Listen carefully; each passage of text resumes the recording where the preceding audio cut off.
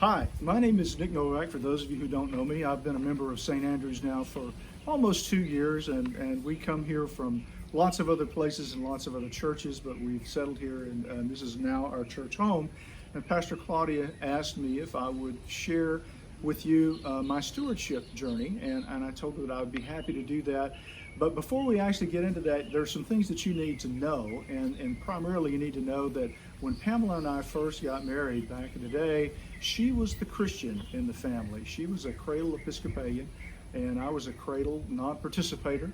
I had gone through those rebellious years of being a Madeline Murray O'Hare atheist, and then I just got lazy and was just an agnostic, but certainly church wasn't part of my life. But after we had settled down, after we had spent our 3 years in the military bouncing from place to place, we got settled in our home. Pamela went out and found a church that she could join, that she liked. And being a good Episcopalian, it was an Episcopal church. And that's when she first approached me about the concept of giving some money to the church. And I was, I said, well, why? I mean, our budget was tight. We had kids, we had a mortgage, we had all that. I said, well, why should we be giving any money to the church? Everybody knows that the church has tons of money. And so she asked me the question. She said, well, how do you think it is that the church gets their money? And I said, well, everybody knows that the Pope once a month writes this gigantic check and it gets shared among all the churches. And she said, the Pope is Catholic. And I said, well, everybody knows that Billy Graham writes the check to the Protestant churches, And that's when she gave me the look.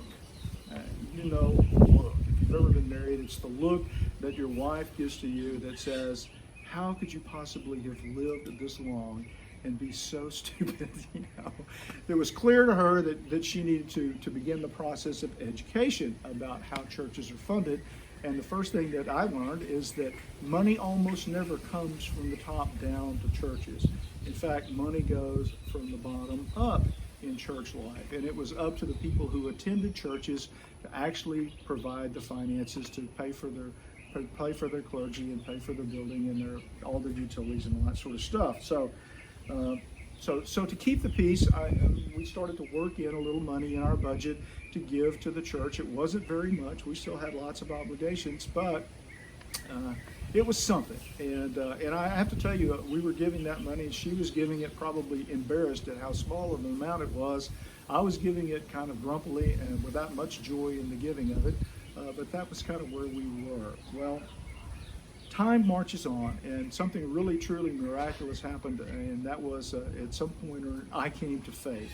It was one of those mountaintop experiences that was truly a life changer.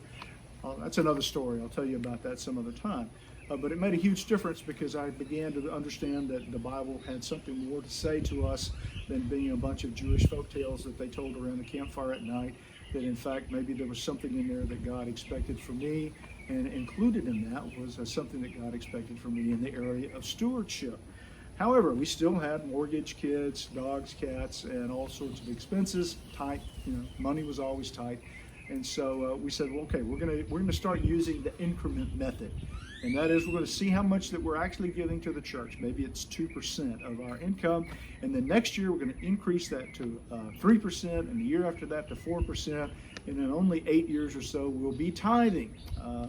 And that was sort of our plan. And it wasn't truly faithful, but it was at least our attempt to do something in giving, sustained giving, and trying to be as faithful as we could. Well, time again marches on. And before you know it, we're looking at leaving our home and moving to Pittsburgh, Pennsylvania to go to seminary. And when we decided to make that move, we also decided that whatever income that we were going to be able to have from that point forward, we would tithe it. And that was just what we were going to do. Now, I have to be frank with you and tell you it's a whole lot easier to make the pledge and the commitment to yourself to tithe your income if you really don't think there's going to be any income. But we did. We had some. Pam had a job, and I had did some loose things, and we pledged and tithed that income that we had. We were living off my retirement from another job that I had for 15 years, and so that's kind of how we were working our way through seminary. And we were faithful to that tithe as best we could be. Well, The situation was, though, that we had a limited amount of funds, and that in that money that we were pulling out of retirements and savings, it only went so far in the month. And there was one particular month where we were running short, and I was really getting to be worried about how we were going to make ends meet and take care of all the things that we need to take care of. And I was worried, and I was stewing, and I was back in my office in our house when I heard the mailbox rattle. And so it was back in the days when they actually still took the mail and put it at your door in the mailbox. So I said, okay, I need a break from this. And so I went and checked the mailbox, and there was a letter in there from somebody that I didn't know. And so I opened that letter, and in that letter was a check for $500, which back in the days when we were in 1847, when we were in seminary, $500 was an awful lot of money. And it came from some folks that I never met before, have not met since. All they knew is that there were kids in seminary that needed some help, and they sent this money, and it was directed by God's mighty hand to us at a time when we really, really needed it. And you know, what I've discovered is that that's kind of the way it's been ever since. We have lived in some circumstances where we did not make much money. The first 3 years I was out of seminary, we qualified for the earned income tax credit. Our salary was so poor.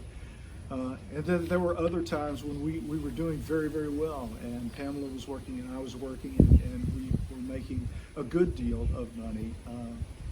But what we noticed is that in the midst of those things, we educated our children, got them launched to college degrees. Even in the midst of all that, our lifestyle never really changed a whole lot. It was like God was looking out for us, and everything that we needed was taken care of. And so that really hasn't changed, even since we've retired and begun living here and still maintaining a residence in the Houston area. God has met all of our needs, and I believe that God is being faithful to his promise that he made to us in the book of Malachi. And I'll share this with you. This is Malachi 3:10. And it says, "Bring the whole tithe into the storehouse, that there may be food in my house. Test me in this, says the Lord Almighty, and see if I will not throw open the floodgates of heaven and pour out so much blessing that there will not be room enough to store it." And that has certainly been our experience. Thank you.